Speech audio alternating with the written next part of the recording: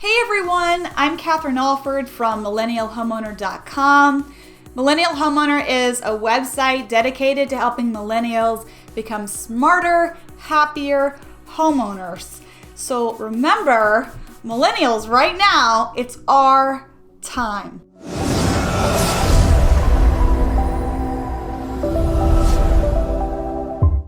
Today, I want to talk about how to find a good realtor when you're purchasing your very first home.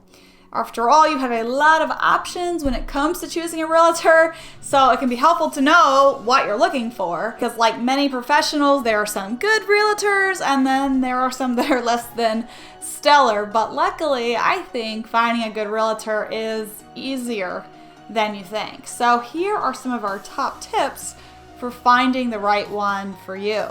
First of all, it's just good to know what makes a good realtor. A realtor is someone who helps a buyer find the right house for them, but the best ones offer you advice and guidance through the whole home buying process. This can include, finding the right home for you, negotiating any offers, counter offers, helping you with the contract and the terms, helping you find other professionals like your mortgage broker or a bank or the home inspector or the title company or the real estate lawyer. A good buyer's agent is also there to offer emotional support because buying your first house is a big deal and you want to know that someone's got your back throughout the entire process. So if you're wondering where to look for a good realtor, here are some easy ways to find one during the whole home buying process. So the best way is really to ask friends and coworkers or other people in your network. It's usually the best way because it's nice to get a first-hand personal reference from someone who has actually used a realtor that they're happy with. You can use the experience of someone you know, and then that can lead you to a reputable realtor, especially if they're in your neighborhood. You can also go to open houses in the neighborhoods where you're searching. It's a great way to meet and screen a realtor because you visit an open house that they're hosting, you can kind of see how they interact with you and how they interact with the other potential buyers who are at the house. It's kind of an easy way to determine if they're the right person for you because you kind of can maintain a low profile like a secret agent, and they might assume you're just there to look at the house, but really you're kind of like trying to check them out. So it's kind of a good way to scope out a realtor and see if they're a good fit for you. You can also call the real estate association in your area. Many cities have real estate associations. You can call and ask for advice to find a realtor. Some states have legislation in place and others are self-regulated when it comes to the association. So contact them. Maybe they have a list, maybe they have reviews, or maybe they just have people that they recommend when you tell them your area. You can also Google, right? Good old Google. It's really the quickest way to find a realtor, but you want to really try to look past the ads at the top of Google and really kind of dig in there and read reviews of several realtors in your area. And then after you do all of these things, you can kind of make a list and get like a narrowed down list of realtors that you like. When you have that list, you can go back to Google, type in each realtor's name plus complaints or their name plus issues to see if any buyers have had problems with them. So you never accept a person on your home buying team without doing all that background research. And then once you kind of like narrow down the list to a couple of good people who don't have complaints, then you can call them or email them and then ask them these questions to see if they're the best fit. So the first question is, which areas of the city are you most familiar with? Because you want to make sure your realtor has experience in the neighborhoods where you want to buy a house. If they don't work in those neighborhoods that you're actually looking in, maybe they can refer you to another realtor who really does know the area and can help you more. And pay attention to this because many realtors just like want you as a new client regardless of whether they know anything about where you want to live. So you really want to screen them by asking this question. The next thing to ask is, do you often work with first-time home buyers? Because not every realtor wants to work with first-time home buyers. There's a certain stigma with first-time home buyers.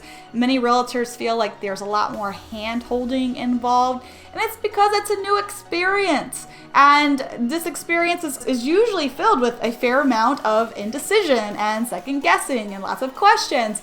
And that's totally normal when you're buying your first home, but not every realtor wants to work with a first-time home buyer. So it's kind of great to know up front like what type of clients they're used to working with. And then the next question you can ask is like, do they have the technology or certain search functionality that lets you know when new properties come up that meet your criteria? Most realtors should have access to something like this, and it should be free of charge and a part of the service. But a lot of realtors want you under contract first before they do that. So that's a good thing to ask about ahead of time. Then ask if they have a lawyer they can recommend. Working with a lawyer that your realtor recommends can make the process a bit smoother because the two have already worked together before, and they'll need to be in communication. Once a deal is reached, once you find the house you want and your offer gets accepted, as long as you're comfortable with the recommendation, it can kind of make the process smoother for you. You're not obligated to use anyone that your realtor recommends, but it's a nice place to start the search for those other professionals you're going to need on this journey. You can also ask them if they have a bank or a mortgage broker they recommend. Like the lawyer recommendation, working with a bank or a mortgage broker that's been endorsed by your realtor, it can save you the headache of searching for one yourself and finding one that has good reviews. But the due diligence is still on you to make sure that that bank or that broker is the right person for you. Then you can ask if they have, any references from other first-time home buyers who they've helped. And you really want to emphasize again that you are a first-time home buyer. Going through the process with someone who's already bought and sold multiple houses is a little bit easier for a realtor because those clients already understand the process. They already know about what they want. They kind of have been through it before. So as a new home buyer, your needs are really different, and you don't want to pick a realtor who's impatient when showing you multiple different houses or impatient with your questions. And you also don't want to feel pressured to buy something that you don't want. Then ask the realtor, do your clients sign a contract, and for how long? This is really common, right, to sign a contract with the realtor, but you want to make sure you know what you're getting yourself into. If your realtor has you sign a 90-day contract and then you end up finding a house on your own, depending on how the contract is worded, you might still owe them a commission. And then you can ask about the terms of the contract. What happens if you choose to terminate it? It sounds crazy, but we've actually heard horror stories of people who have signed contracts with realtors. The realtor didn't really do anything, and so the people actually ended up finding a house on their own. But then because of the contract, the realtor came back in the picture and ended up getting their commission anyway. It's super uncommon.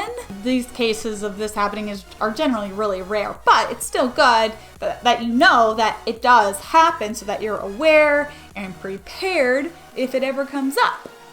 You can also ask the realtor how much they charge. Since you're buying a home, you shouldn't be charged anything. Your realtor will get paid once you purchase a home, and then the amount that they're paid will be deducted from the seller's commission. So ask them how they get paid. They should only get paid once you purchase a house. And if the realtor wants to charge you up front for their services or charge you to drive you around, that's a red flag, and you should definitely be looking elsewhere for a new realtor.